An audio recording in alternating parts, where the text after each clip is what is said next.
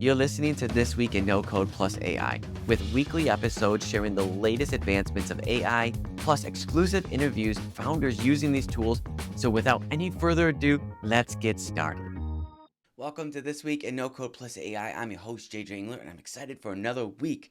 We have a packed show exploring the revolution happening at the intersection of AI and no-code development. It continues to grow. Super exciting. This week, I'm especially excited to reshare a conversation that I had with the infamous Kieran, aka No Code Life, a couple weeks ago.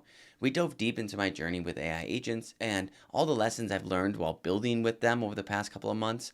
I walked through my experiences across multiple platforms, from Zapier to Lindy.ai to NAN, and break down my approach every step of the way. Honestly, I feel like it's one of the most helpful pieces of content I've created recently, and I just wanted to make sure that you all got your hands on it in this episode today. So it's available in both video and audio form, no matter where you're listening to this podcast or watching it, you can catch it here. But first, let's dive into the latest news shaping the future of how we build software with no code plus AI. The integration of AI into no-code and low-code platforms continues to transform the development landscape.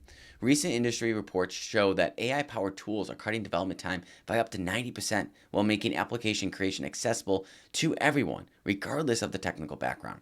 And by 2027, a staggering 70% of new business applications are expected to use low-code or no-code technology, with over 80% being created by non-traditional developers. Hear that one. Wow. This shift isn't just about speed. Companies are also reportedly saving up to 60% while bringing products to market faster than ever before. Saving money, getting the market faster. Generally, it's a great movement. We'd love to see it. Bubble also released their highly anticipated State of AI video where they showcased Nick, one of the lead product managers, giving us a glimpse into how they're thinking about AI within their platform. The vision includes AI assistant for editing pages, components, etc., being able to create app-wide AI using AI, potentially changing the way that they think about no-code and AI, and now labeling themselves as an AI platform. Lovable held an impressive community event this past week, which featured a 24-hour build contest. They had over 700 entries, competing for $10,000 in prizes. The finals were hosted at a live event in Sweden, bringing together partners like Supabase and Anthropic, who are also sponsors for the build contest. What impressed me most was seeing the contest that created fully functional apps in such a short period, and they all looked different. They didn't look templatized. They appeared to work. They solved cool problems, and just another cool tool for entrepreneurs to build something for the first time. Feels very much like exploring no code for the first time.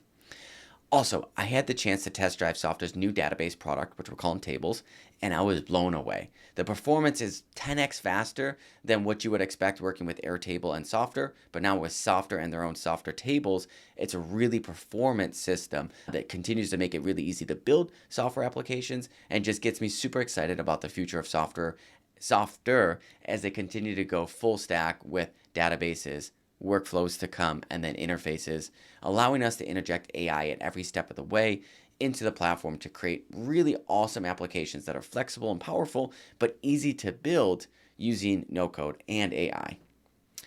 So let's get into the episode for this week. A lot to discuss here. I share a lot about my feelings over each of the platforms, what I'm learning. I hope you guys enjoy it. So I'm really excited to get into our episode today. So without any further ado, let's get started.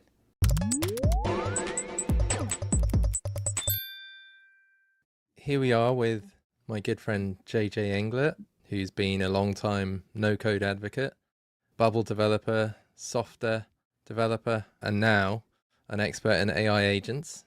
And respect to you for adapting so quickly to the changing times, way faster than me. But yeah, thank you for joining us on this episode of Decoded, where we sit down with AI and no-code experts and just learn from them and chat about how things are changing. And yeah, really excited to learn more about AI agents. Obviously, it's a hot topic at the moment. I don't think that's going to go away because of the sheer potential of what the promise is that they can be able to do. And maybe some of that promise is already being realized. My own experiments with agents have found that they can be quite unreliable, in the same way that using an AI to generate email content can be a bit unreliable sometimes. But yeah, I'd love to hear more about your experiences with them. But yeah, if you want to just start with a quick intro of like how you got into this in the first place, that'd be cool. Yeah. Hey guys, I'm JJ. I am the lead community and education at Softr. I've been with them for the last year. Before then, I started building with no code, and I don't even know, 2019 at this point.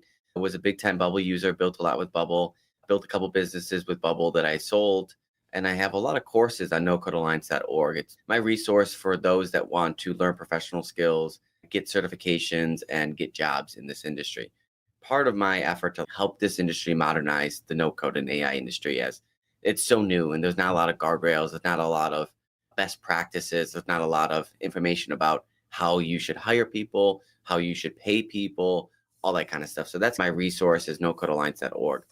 And I also run the podcast This Week in No Code Plus AI. And that has given me a really good vantage point into this industry, because it forces me every week to learn the latest. And I don't know if I would be doing that if I didn't have the podcast, because I'm a busy guy. I do a lot of things. And so keeping up with everything that's going on right now is really hard. There's a lot going on right now. And I would say we're at the tip of the iceberg. Kieran, you say that you're late to the game. You're still a very early adopter. We're so early in this. But I think the really exciting part for me is the traction that it's getting, right? So again, I've been building with Bubble for many years, and I built many videos, resources, etc. And as part of that, I do research on the market. I just look at search trends. I look at interest. I look at where things are going.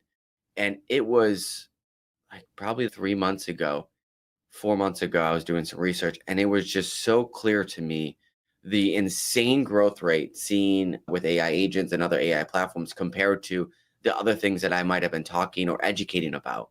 And when you're an educator, you're so busy, you only have so much time in the day. And it's like, where am I going to invest this time? And I want to invest time and resources that are going to be seen by people, that are going to be helpful for people, and that have that trajectory to make a big impact. And that's why I was like, you know what? I don't know anything about AI agents yet, but I'm going to really do what I can to learn about this. And better yet, I'm going to give myself a challenge. And I'm going to say in the next 3 to 4 months, I'm going to have a course where I teach it as well. Because courses have always been that thing where it forces you to learn that subject at a deep level, right? It puts you on stage and like really tests your knowledge of, okay, you've been studying, now go and teach it. And so, yeah, it was about 3 to 4 months. I acknowledged the search trend, the interest, and I just started trying out as many tools as possible, trying to build as many things as possible. And I ended up launching my course for AI agents a couple of weeks ago. And so it's been a good 3 to 4 months of just building a lot of different things and a lot of different platforms, experimenting just like you, Kieran. Yeah, congratulations on launching the course. And yeah, having recorded courses myself, I know I totally agree. It is a great way of forcing yourself to learn. And that's exactly what I did. When I was fairly new to no code and to Bubble, I decided to make a course. And that forced me to learn a load of stuff that I would have otherwise put off learning. Yeah. And then I made a second course, and then I was forced to learn. I forced myself to do stuff like learn APIs and things which I hadn't really touched on before. But I was like, I got to learn them so I can teach them. And if you're going to teach it, you've got to have a really good understanding of it in the first place. So that, yeah, super smart move. And I know the amount of hard work that goes into making a course. So well done on shipping it like absolutely on time and learning something that's like still really new. So there's not even that many resources out there to learn it yourself. You making it up. Yeah, that was honestly the hard part. I've done a lot of courses now, but usually I'm an expert in that. So I don't have to go and learn it and then also film it, right? And like that, this course was exceptionally hard because as I was filming it, new things were coming out, new capabilities were coming out, new tools were coming out, and I was still learning it, right? And like I know how to build systematic tools at a high level because I've been building these for so many years. And that's really what a lot of these AI agents are. There's just different terminology and different things, and just learning how to debug in different platforms and learning how to think about how to build in different platforms. That's all like a first time thing. And a lot of it was I would build everything ahead of time in my course, right? So I'll build it, I'd make sure the whole complete thing makes sense, and then I would reteach it in the course.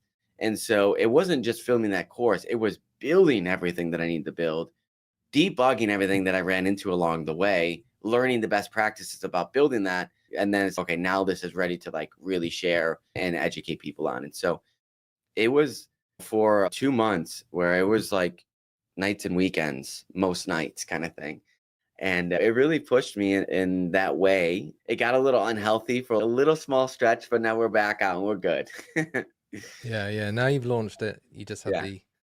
the hard part, which is the marketing. But no, I think you're doing a good job of that. I've seen your video Thank you. promotions, which are like super creative. What do you think it is about AI agents that has captured the imagination of the masses more than no code and things like that, which we know no code is amazing once you get into it. But what is it about agents that's so different? Yeah, I think there's many things at play here. I think timing is a really big thing. And I think a lot of what you could do with agents has been able to be done with no code automations, AI automations for a long time, like 90% of it.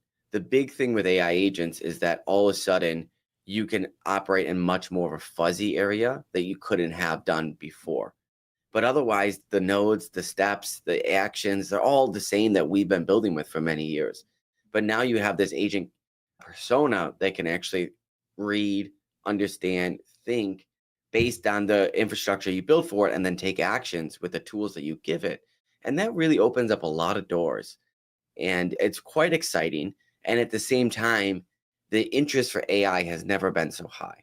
And so the ability for these AI agents to think independently like this and to take actions, and that it's accessible within a no code platform, many no code platforms now, a visual development platform, much of that, like NAN is really stolen the show here.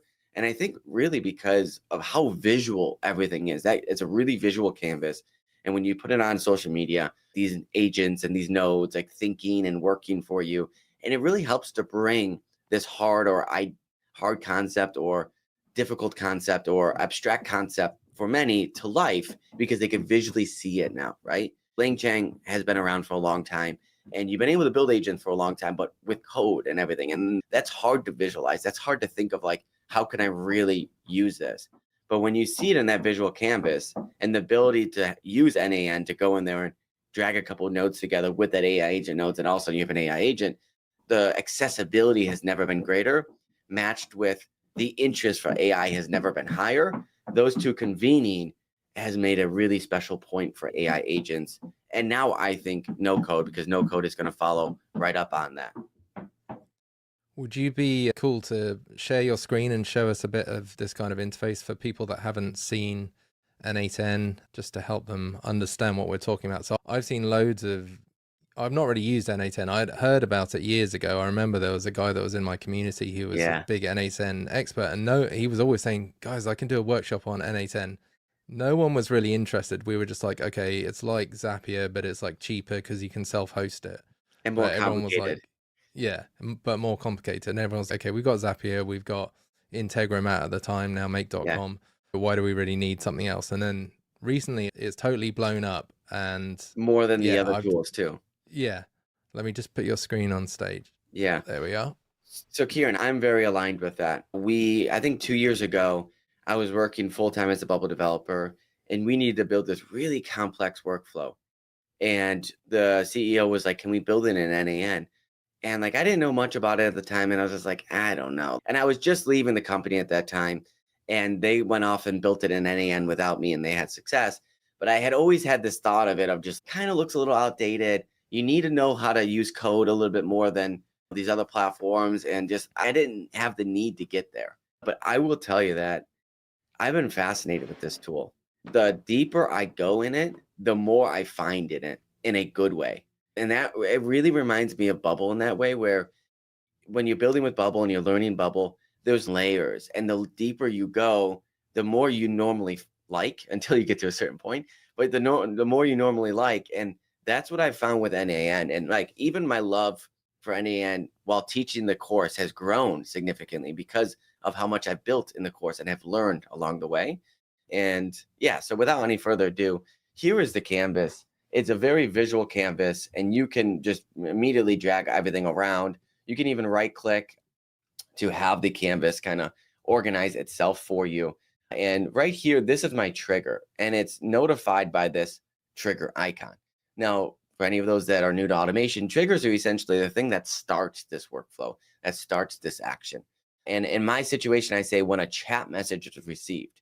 And the cool thing about this trigger is that you can open up the chat right here and initiate that trigger right here by chatting with it, right? So it's your own chat bot in that way. But you can also open up this trigger and connect it to a public API or a webhook event and also expose it that way. So when you're building with this chat as a chatbot in this way, it's really cool because it's very convenient and you can run it in real time and get the answers. Now, what I'm seeing right here is I have this chat and then I have this agent node and I call it my personal agent. And this is an agent that I build in my course in a very lessonized way. Like in each lesson, we build one of these tools. And so we have this agent node. And first we start by giving the agent a brain. All right. And so in this case, the brain is an LLM module. And you can give it any kind of brain you want. In this case, I've been using a lot of 4.0. I think 4.0 works really well. And you could use a Claude 3.7, you could use a Gemini 2.0 Flash, etc. And so you give it a brain, and then you give it memory. And this is a really easy node where you could just essentially, if you wanted to add another node here, you can go in and add something like a memory, and you can see it right here along with others. And what the memory does is it allows you to set a point of how many chats do I want it to remember. So for example, they say, hey, Kieran, how are you doing? And then you say, good. And then I say something to follow up with my first message. The chatbot needs to have the context of who I'm speaking with. And in that case, if I say the context window is 10, it will remember the last 10 messages I sent you with that perfect context window to keep it up without having to ever have to fetch the database of conversations to read from what we just said. It just remembers it with this module. So you can make this pretty big too, but normally 10 is good enough for me. And so with the trigger, the brain, and the memory, we're now now ready to give it tools to operate. And what I mean by tools is we want this agent to do a lot of things. I'm asking this agent to go off, be able to fetch my emails. And then when you fetch my emails, summarize the emails, read them for me, or even just look into them for me and say, hey, did Kieran message me sometime last week? And then it will read my emails and then respond. Oh, yeah, Kieran messaged you here. Do you want to respond to him? And then I could say, yeah, let's respond to him. So it would use this tool to fetch my emails and then automatically detect, all right, now I need to send an email. Now I'm going to draft an email and use this tool to send that email. And so the agent, with very little instructions, is able to figure out which tools to use. And here I am in the agent module, and I essentially give a very simple, you are a personal assistant. Use the tools needed to answer the replies as best as possible. And then the available tools that I have for it. And then I go and list what each of the tools do. Now, when building my prompts, I like to keep it as simple as possible, as small as possible, because when it comes to debugging, if you have a really big prompt, you don't know where to start. If something is going wrong, you don't know what to pull back on. So I try to do less is more. I start very simple, one at a time, test it. If it's good quality, good. If not, I revert and test it like one sentence, one piece of data info at a time in that way. And that helps me build prompts that are sustainable and I'm able to work with better at a larger scale. All right, so I have this personal agent and I am able to give it any kind of tools that I want. Now, a cool thing is you can just go into here and give it tools, and there are a ton of different tools that you can use. Very similar to Zapier and Make. You have a ton of tools available to you, and you can just connect right into these. You can auth into them, and that's great. But what I'm doing here is I've actually created different reusable elements in bubble terms for each of these tools. So each of these tools is a workflow. And I have chosen to create workflows for each of these tools. And then I call that workflow from here as the tool. So I'll show you, I'll get into a new tab here and I'll just show you what that get emails tool looks like. I'll go into here, I'll say get emails. And now this is the specific tool that I have built for this node here. And so by doing it this way, it's given me the ability to build in a modular way. And what's really cool is I now have this tool to get all my emails that I could plug in any workflow that I need, right? So you build it once in a modular way, and then I could plug it into this agent or another agent. It's just a tool now, and I can use it as I need to. And so for this tool, it's essentially saying that when it's called by another workflow, hit OpenAI. And what we're asking OpenAI to do is essentially figure out the date range that you need, because you're getting a chat message of, hey, check my emails from Kieran last week. So we're saying, hey, OpenAI, figure out that date range for that we're asking, and then return it. And then from there, go to the Gmail node, get a list of many emails within a certain received after date, which is what we got from the previous step. And then we're going to then take it, feed all of that to OpenAI to summarize it. And then we're going to bring all that together in an aggregate step. And then here's another cool thing. If it succeeds, I'm going to pass it back to the agent, right, via this step right here. And if it fails, I'm also going to pass it back to the agent, letting the agent know that there was an error. So that's communication back to the agent. So when I'm this agent here, this agent calls this tool. It's just waiting for a response. And by using this mechanism, you're communicating back to the agent that response, whether it's successful or not.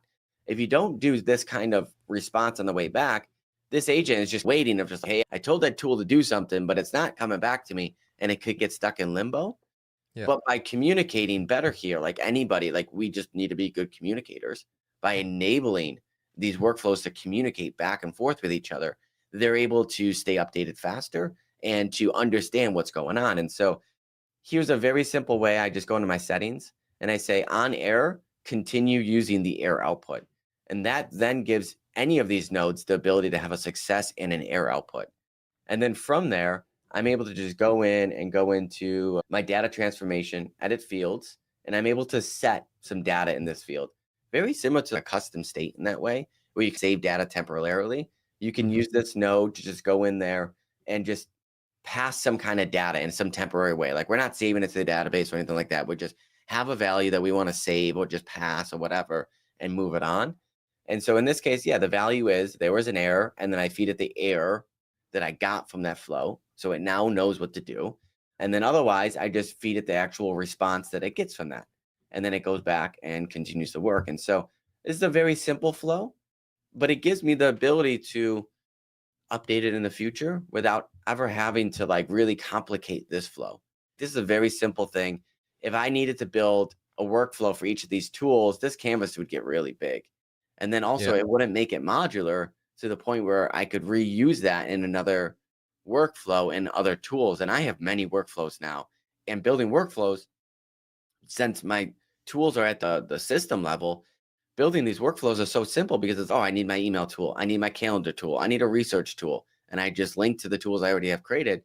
And now all of a sudden I'm up and running with a lot of features that I built because I built in a modular way.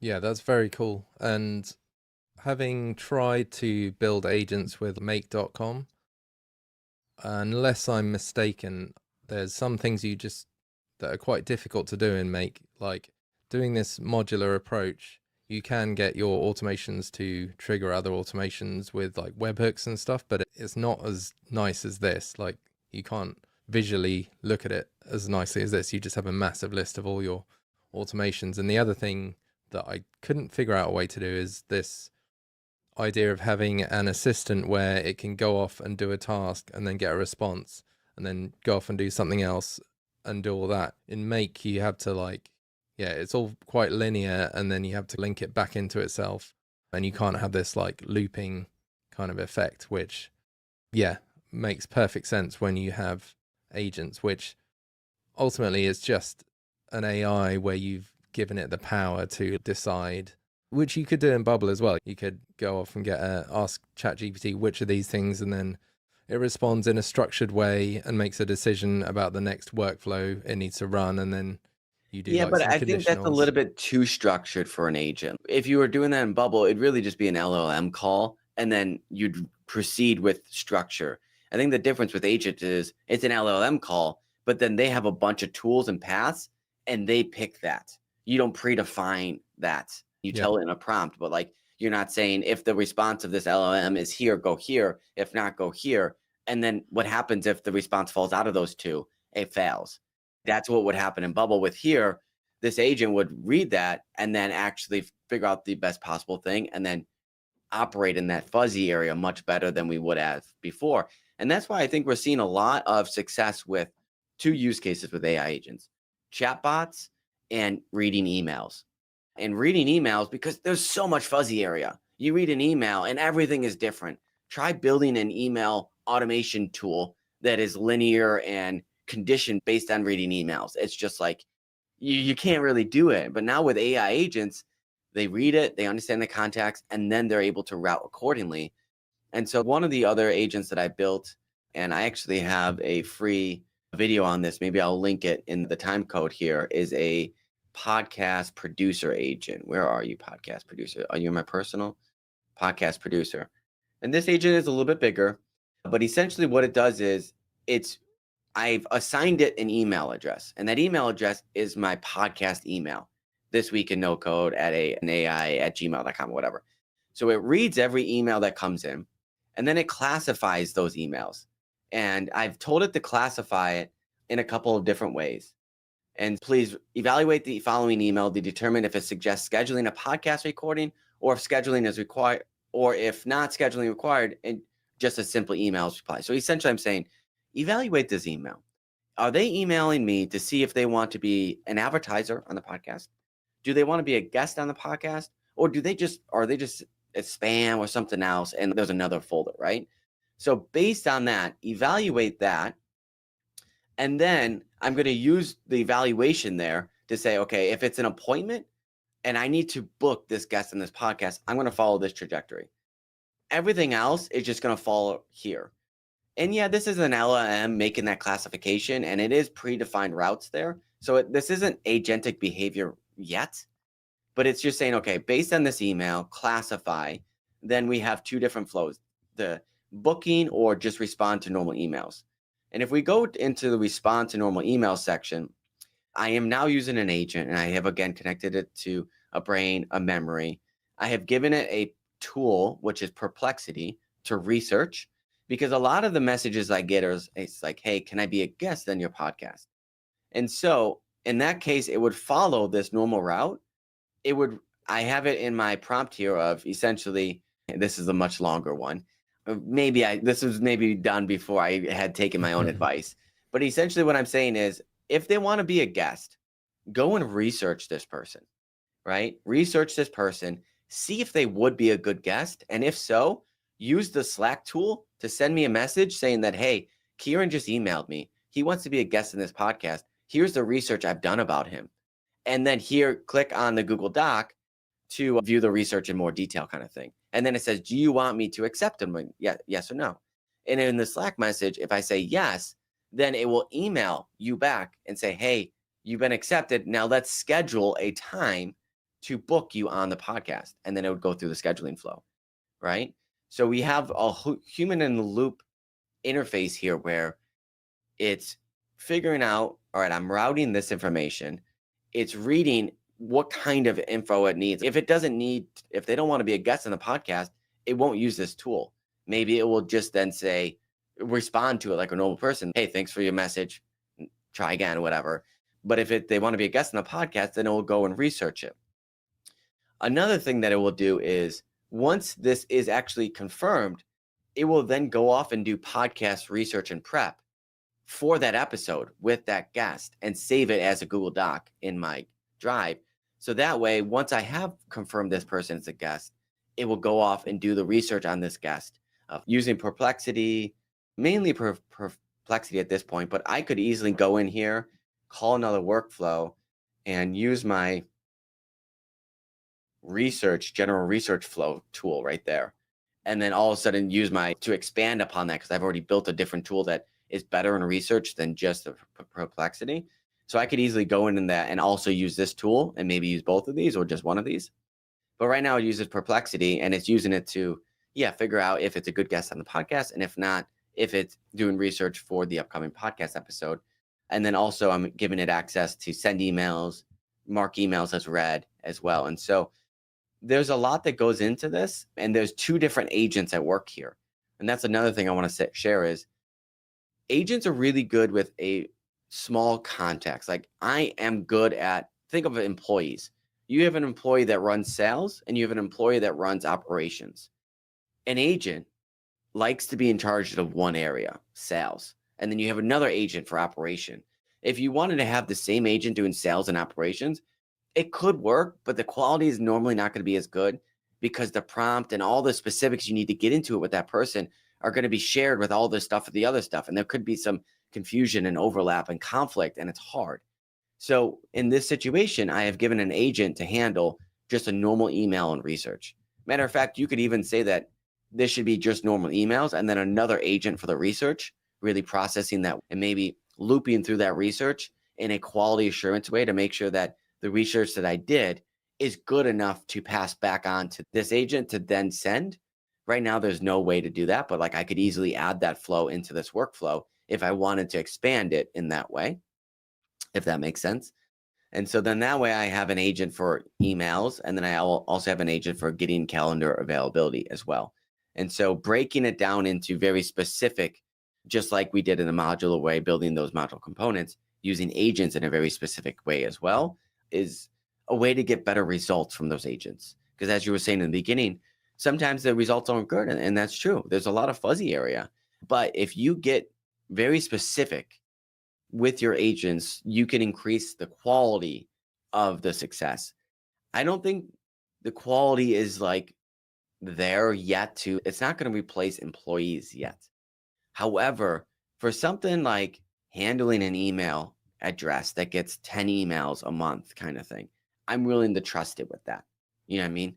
I'm not willing to trust it with my personal Softr email that gets tons of emails every single day yet, right? But with AI being the main tool that this workflow is using and it getting smarter every single day, this workflow is getting smarter every single day without me having to build anything new because of the advancements of models and Yeah. everything that we're seeing there. And yeah, this isn't 100% yet, but this framework, the way to build, all this kind of stuff, that's still true. And as AIs advance, it's going to get really close. 6 months, a year, 2 years, like we got to be there, right? Yeah. And yeah, we're not there yet. We're still early days. And it's so funny because it really reminds me so much of, with all the AI builders now and everything, early day no code. Early day no code, everyone was like 2018, 2019, wow, I just built this. Non-technical people having that moment for the first time. Wow, I just built this. I didn't think I could build this. And now I just built this. And then everyone's saying, yeah, but is it on production? Do you got users? Do you have revenue? Like everyone saying that, it's like, great, you built that, but does it actually work in a scalable way? Now with AI builders, everyone's having that same moment again of, wow, I just built this. And then even no code is saying, yeah, but does it work in a scalable production Yeah. kind of way, right? Like it's very similar to that loop. And I think we're in that beginning of the loop here of, wow, I just built this. And then we're saying, but does it work in a production, scalable, business focused way? And it's maybe it's on the edge of it right now.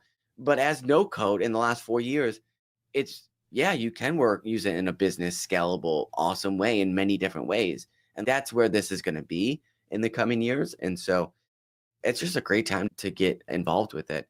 And NAN is the most powerful, sophisticated platform that I've seen in a no code way, very similar to Mhm. Bubble. When you're thinking AI agents, NAN is Bubble. And then you're thinking like Softr, very simple, the easiest no code platform is like Zapier to AI agents, right? Like those are really like how I think of it. And so you don't always need to go into NAN. It's just sometimes overkill. I also really Lindy.ai. They're more of a business focused B2B approach, but what they're able to do, and I have my Lindy AI open right now, what they're able to do, let me see, here we go, in a very simple way, like this all of a sudden, look how much more simple this looks, right? Yeah. And again, we have two different triggers here of, hey, this meeting has started. And then once this meeting starts, we have a little condition. And now for this condition, it says, go down this path if the event contains a meeting link. So it's a very plain text condition. And that's one of the things I love about Lindy is normally in workflow builders, you'd say if and then. If this next step contains the URL is not empty, go here. If not, go here. Lindy just says, write to me in plain text. If there's a meeting link, figure that out and just proceed, right? I don't need to get into the details, but I still give you the power. And so in this case, what's happening is anytime there is a meeting that has a meeting link, this Lindy AI would join the meeting on my behalf and record the meeting and create a document with the notes for that meeting. Now, that's very simple stuff. Everybody can create meeting recorders. However, the really cool part about this is when this workflow is combined with this workflow, what this now does is I can now chat with all the meeting notes that meeting recorder has saved in the Google Docs. So that meeting recorder saved the notes in Google Docs. And then within Lindy, we said, okay, now have a database or knowledge source. And that knowledge source is the Google Drive, the folder with all those Google Docs. And so what this step does for Lindy is it vectorizes all of the data in that Google folder and all those docs in a way that you could retrieve that data very quickly. And it's very helpful to be able to have a chatbot, or like in this case, there's a trigger for I could chat with it here. I could like literally chat with it here, or I could chat with it via a Slack message or a Slack channel that I set up. And I could say, hey, I met with Kieran 2 months ago. We spoke about something I forgot. Can you tell me?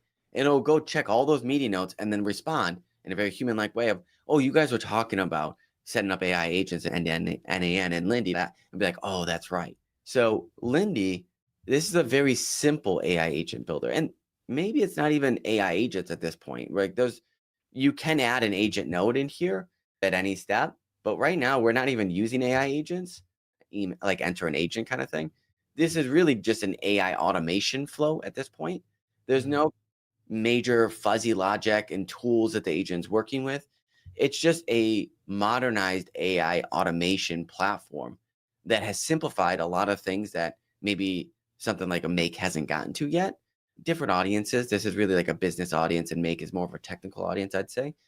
But the ability that they're able to just take this one node and with this one node do very complex technical stuff behind the hood and then just give you access to that in the next node is really cool. And so this is wrapped into the AI agents frenzy that we're seeing right now. But this actually isn't an AI agent. This is an AI automation. An AI automation has been around for a long time. But this is also really cool. And this is really helpful. And just because it isn't an AI agent doesn't mean it's not helpful. You know what I mean?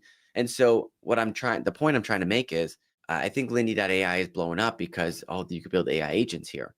Yes, you could build AI agents, but really it's just a great automation AI platform as well.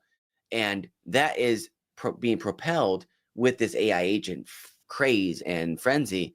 And so what I think is going to happen is no code is going to ride the coattails of AI and AI automation and agents of, hey, I want to build an AI agent.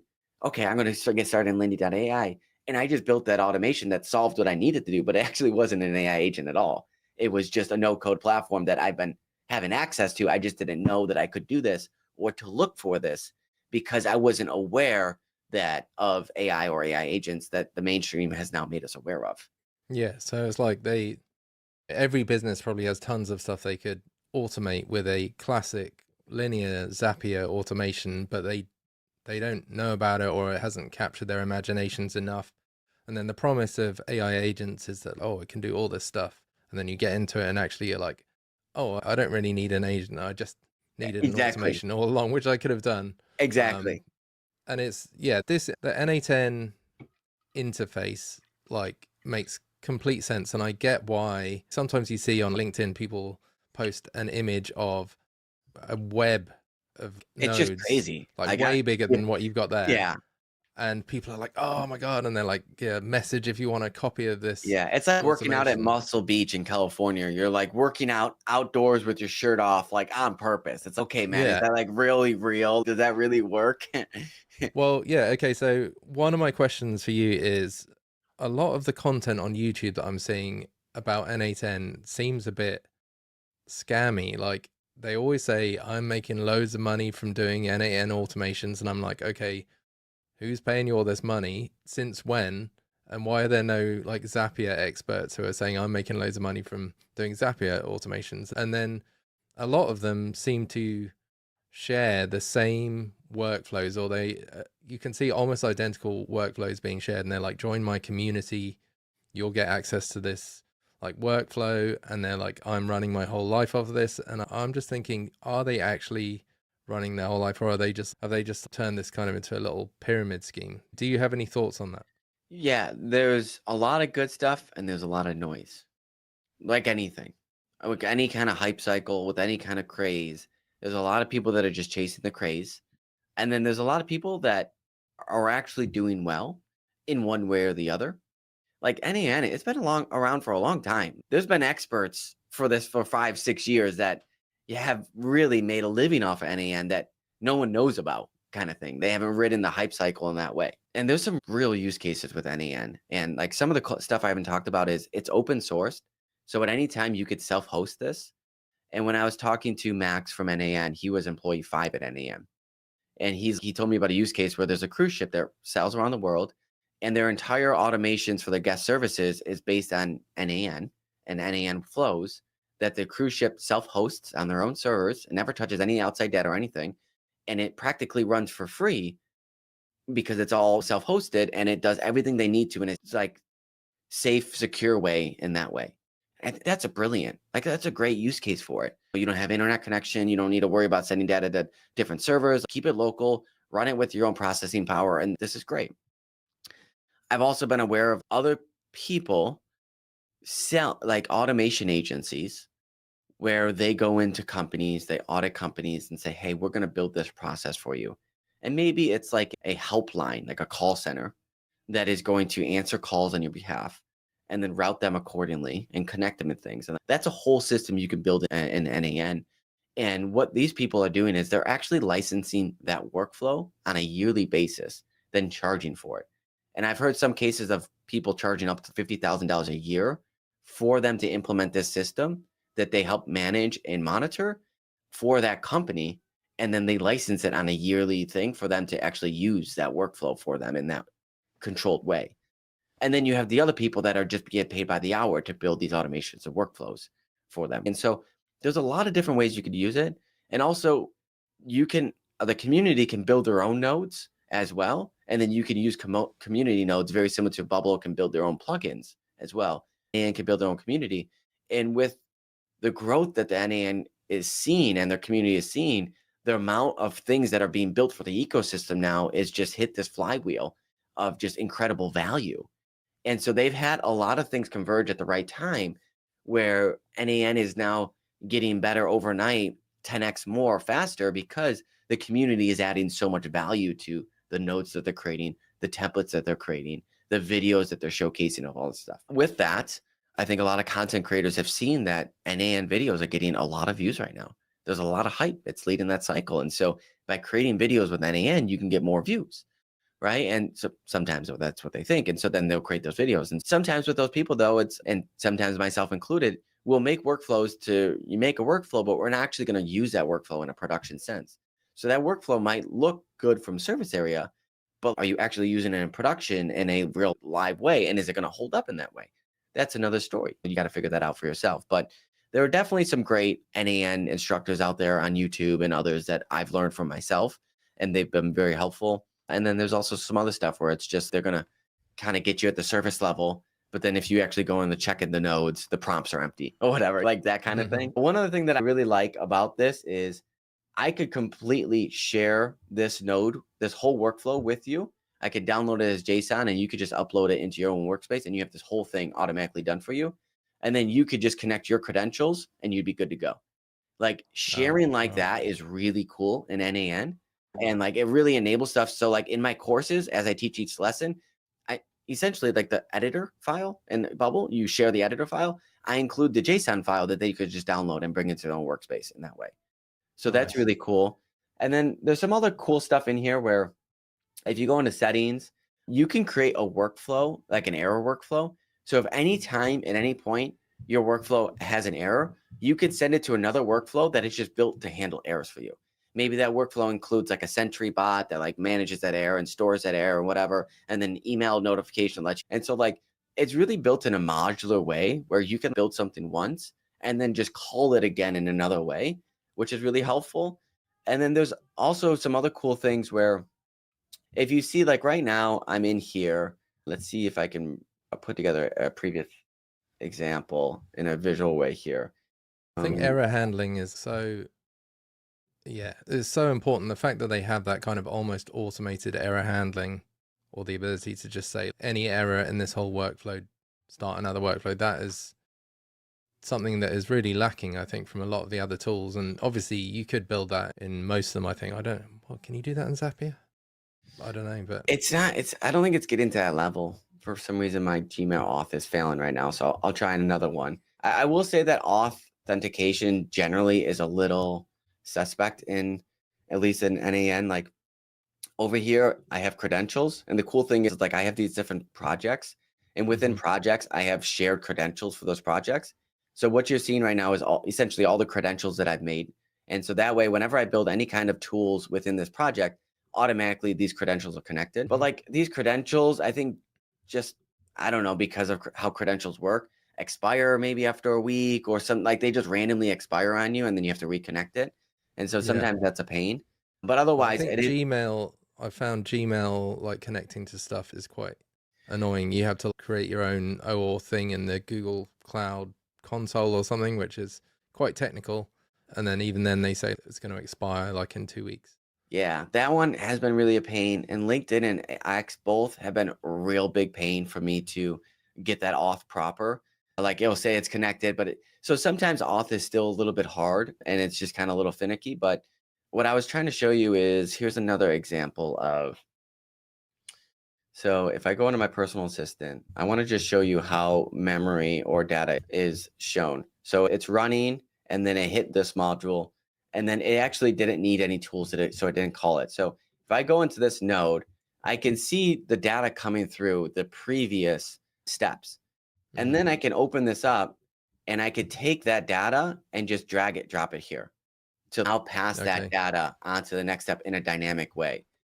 And beyond that, you can just start to really do your own curly brackets. And there's its own almost like programming language within the nodes here that you can explore. And so instead of just dragging and dropping here, I could build out that JSON object if I wanted to bring it in that way as well. I could do it that way just from a keyboard perspective. Or I can even go with a from AI mechanism, which is literally AI taking like a prompt and then figuring it out with AI in this way as well. And so there's a lot of different ways, and you can use this from AI to fill in the different parameters or inputs needed for certain things. It's like, I don't know, say I need to fill out a role in a prompt and I don't maybe want to do it a static way. I could just use from AI and give it a little bit of directions, and then it'll hit an independent LLM call to fill in that prompt or that variable that I need in that way within the workflow in a very dynamic modular way. And that's very cool. These were part of the things that I was saying is as you get deeper in NAN, you learn more. And like similar to Bubble, you don't feel like you're ever going to hit a ceiling. So if I build something here, I feel like I could just always keep building. And if I was using this as a professional developer where this company was like, hey, we want you to build this, I'd probably still build it in NAN, even if it started simple. Because if the client then came back to me and says, I want you to add this, and I want you to add this, I would feel comfortable keep adding to the NAN flow in a modular way that's just not going to hit that ceiling. Whereas maybe Zapier, which is a really good builder for AI agents, like very simple AI agents, they do a lot of things really well at Zapier with their agents. It's a very simple but like powerful thing. You just in plain text say, hey, check my calendar, and you give it access to your calendar, and then email me something and you give it access to send emails. And in that plain text way, without actually building any workflows, it'll just understand it and do those actions for you, which is great. But what happens if error handling comes in? What happens if all these little things come in that you want to build a workflow in a production ready way around? I don't think Zapier is quite there yet, but I do feel like you could get there with NAN, and I don't feel any limitations there. And so, yeah, that's why I was one of those things. As I build more and more in it, I could see why people love it. Like I could see it being a winner in the visual automation workflow space in the future. And I think Zapier is doing a really good job. I think they were a little late. I think they launched agents as like something else branded initially, and it was just Yeah. not terminology that was accepted It was widestream. like What was Zapier Central or something. Central, like Zapier Yeah. Central, and they didn't actually call it AI agents, and so no one really knew what Central was. And then they finally rebranded it as AI agents, and then everyone was like, "Oh, that's what it was." And I think Make they're trying to figure out their next moves as well. I Make has always been a really good platform, a very powerful technical platform, but they've been slow to adapt these AI agents, nodes, LangChains, etc. And I think they're really built for a linear way, whereas these other platforms are not really as built for such. You can almost think of it like Bubble was built for 10 years ago in a very specific way. And then the industry changed, right? And now all of a sudden access to code is really important. And I think that's like where Make is. They built something really strong a long time ago, and the industry has changed. And now something like a Lindy and how they do their branchings and everything is a little bit easier and better in that way. And now I think Make is trying to figure out how they're going to adapt and implement these new modernized ways to build. And Make will get there. They're a strong company. They have a great community, no doubt. I think just a lot of these, what we're seeing in the no code world is the AI builders and AI have come very quick, faster than we all thought. We didn't get caught off guard, but we're surprised by their growth. And they have taken their shot. And now no code companies are figuring out how they want to strike back. And not all no code companies are saying, I'm going to ignore the roadmap that we have for the next year just to strike back with AI, because this roadmap is still very impactful and it's very valuable. So I'm not just going to ignore everything that our customers have helped us build this roadmap for. We're still going to implement that. But we also are going to implement these AI things to strike back and to counter. And so I think over the next year, we're going to see no code platforms now with this new context of the AI market figure out how they're going to participate in this new world of AI no code, how they want to add value and contribute. And they're going to make their own counterpunches. What I don't know is if those counterpunches are going to be enough or not, especially with the way that AI builders are moving and how quick they're moving. We'll see. But I think the good thing is there is more awareness than ever before about AI automation. And again, no code is a very good vehicle to deliver AI and AI automation, if not the best vehicle. So people are becoming more aware to no code platforms without knowing that they're no code platforms faster than ever before, which is a really good thing for no code adoption. It's just going to change a little bit of how we thought about this. And I recently spoke with the founder of WeWeb on my podcast This Week in No Code, and our whole conversation was like, all right, now with these AI builders, what do no code platforms do? How do we position ourselves? And how are we going to win? And one of the main thoughts that came out of that was it's going to come down to UX. It's going to come down to each platform having the ability, the tools needed to create the software needed to be created. But the UX of how that user actually creates the software, actually creates the tools, is going to be really important. And their marketing, how they're able to get it out there, and the customer service, how they're able to support it. All those things are going to become the moats, because the moat is no longer the technology, the 10 years of infrastructure they built, not with AI anymore. AI can build this stuff overnight. Now it's the UX of how you're actually able to build this stuff. And then, of course, the quality, the output. How can you manage that in the long run? How can you manage that in a production world? And in many ways, no code has already been solving these problems for the last 5 to 10 years. They've solved infrastructure, they've solved authentication, they've solved hosting, they've solved scalability, they've solved security DDoS attacks. They've solved all this infrastructure that AI builders are just learning how to solve and haven't quite solved yet. However, no code platforms haven't solved the ability to take AI and put together something incredible in 30 seconds. But they've solved all that other stuff. So now no code platforms, I think, are figuring out, all right, now how do we implement AI to get you that 60 seconds result that is incredible?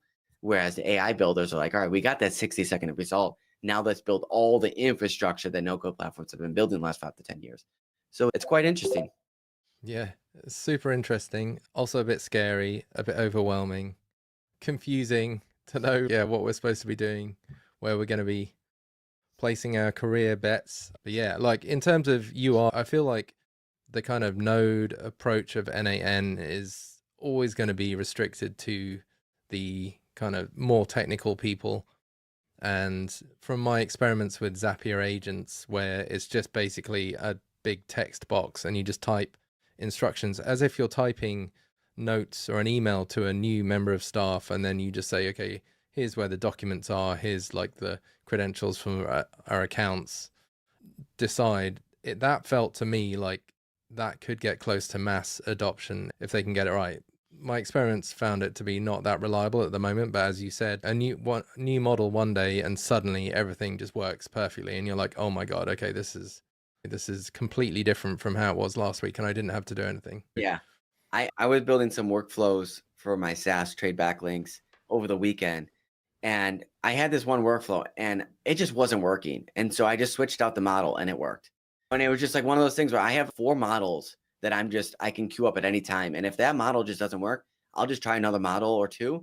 And then maybe that will just solve everything. Right. And again, this could also just improve overnight and you just upgrade it. And it's just like, boom, and that's, if you saw the stuff that happened with 3.7, a lot of these AI builders were building with 3.5.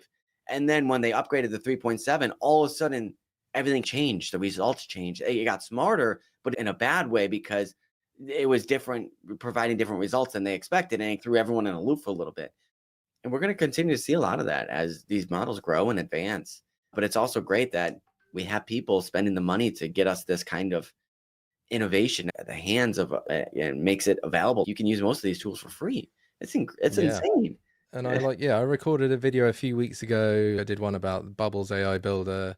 I did one about, trying to build apps with like Replit, and stuff wasn't that great.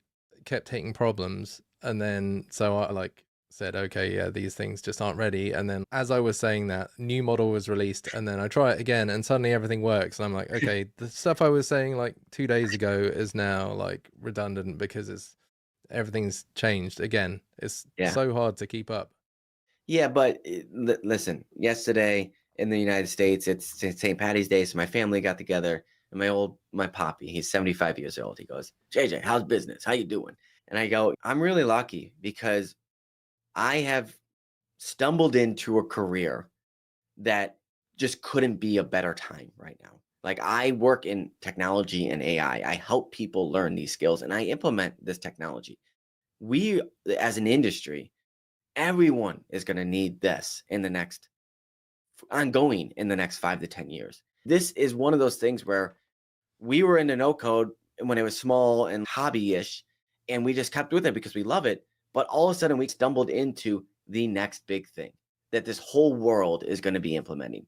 And now we're already professionals because we've been building with it for 4 or 5 years. So things couldn't be better. And yeah, things are moving fast. And yeah, some things are overhyped and overpromised. But I think it's up to us now as stewards of this craft to figure out, all right, what's real, what's not? How can I help you create real value and solve real problems? Maybe it's an AI agent, maybe it's just Zapier, whatever. But I can help guide you and figure that out. And so many more people are now open to that conversation than they were previously. And that's incredible. Like, just this last week, I've had a roofer and a sports facility contact me and say, hey, how do I implement AI into my systems? And I've never had anyone call me and say, hey, how do I implement no code into my system? People have known I'm the no code guy for 5 years. These same people have known that. But now they call me and say, hey, how do I implement AI into these systems? And I think that's a turning point. The local small business now wants to integrate AI. And that is just the start of this next generation of adapting and upgrading and building these systems for businesses all around the world. So it's never been a better time to be in this industry. It's never been a better time to learn these skills. Even if you don't want to be a professional developer, learn these skills because they're going to be paramount when it comes to getting a raise at your company, getting a promotion at your company, not getting fired, making yourself irreplaceable. All of these things will help you level up in a world where these automations, these technology, these agents are going to be important. You need to know how to harness it. Very similar to knowing how to work with Excel, knowing how to work with emails, how to work with Microsoft Teams. All that stuff is about to be outdated, and it's now about to be, how do I build systems? How do I build ways to automate that busy work? oh, I need to build a form to capture this and automatically check these leads and then notify them. And I'm not going to spend 5 hours a week doing it. I can just build a system in 5 hours that will just on go do that. And now I can tell my boss, hey, what other work do you got for me? How can I be helpful? Like that kind of skill will put money back in the pockets of your employer and will be very favorable for you in the long term. And whether it's with NAN, it's with Zapier, it's with Lindy, it's with any of the other AI agent platforms, automation platforms, it's really important that you get in there and you be curious. Just the note podcast hasn't forced me to be curious. Find 30 minutes a week, put in your calendar, and just spend that time being curious. Go to YouTube, go to ChatGPT, Anthropic, Perplexity, and just ask around. You'll learn a lot, and then you'll get access to tools that you can use in your everyday life that aren't fluff, that are actually really helpful. And that will help you take that next step in a way that maybe is better paced for you. So whether you're going all in and learning AI agents in my next course or just spending 30 minutes a week, a month, just fooling around, I encourage you to be curious. Wow, those are super wise words to end on. And yeah, you made me feel better and inspired as well to Good. continue the learning journey. Thank you so much for sharing all this knowledge on AI agents with us. Yeah, it's easy to see how this is already big and going to be huge in the future. The unlimited potential, especially as these models keep improving. Yeah. Where can people go to find out more about your AI agents course? Yeah. Go to nocodealliance.org. I have 5 different courses there for Bubble, teaching you Bubble at any step. And then I have an AI agents course. It's intro to AI agents. So it's meant for those that have never built with an AI agent before. And we'll teach you everything you need to know to build very simple agents to complex agents in NAN. And the really cool thing about that course that I'm really proud of is 2 things. I've worked with the platform, so NAN, Lindy, and some others to get free credits. So if you sign up to the course, you get over $200 in free credits to use these platforms for free while you're building, learning, etc. And then the next thing I'm really proud of is each of the platforms that I teach in the course, which is 5 different platforms, I have an interview with either the CEO or a high team member on that for that tool, going in like behind the scenes of what is this tool? Why did we build it? How does it help you? All that kind of stuff. And so each of those interviews are within the modules where I teach the tool. So before I teach you the tool, I bring in like the CEO of the tool or employee number 5 of the tool and say, what is this tool? Tell me the backstory. Why is this powerful? You get that inside look. And then I go in there step by step and teach you how to use it in a way. So I think that's like really cool access that maybe not many other people can get. And I've been lucky enough to get that access and to bring those CEOs into the course, into the podcast, and to tell us why these tools are important. Yeah, that's an amazing way to frame the learning you're about to do, is to speak to the person that built the tool. And I can't I can't think of any other courses where you get that. So yeah, that's phenomenal. Okay, so nocodealliance.org. Go there, check out JJ's courses. Yeah. And I'm sure, yeah, you're saying it's for people just learning about AI agents, but 99.99% of the world have never built an AI agent. That's for sure. So This will be for definitely worth you. You checking out. know, I Yeah, even start with showing you how to build a database, what a database is, fields, tables, etc. And then we teach about RAG and vector, and then we start with Zapier, and then we work our way up and take it baby steps. awesome. Thank you so much, JJ. It's a pleasure, as always.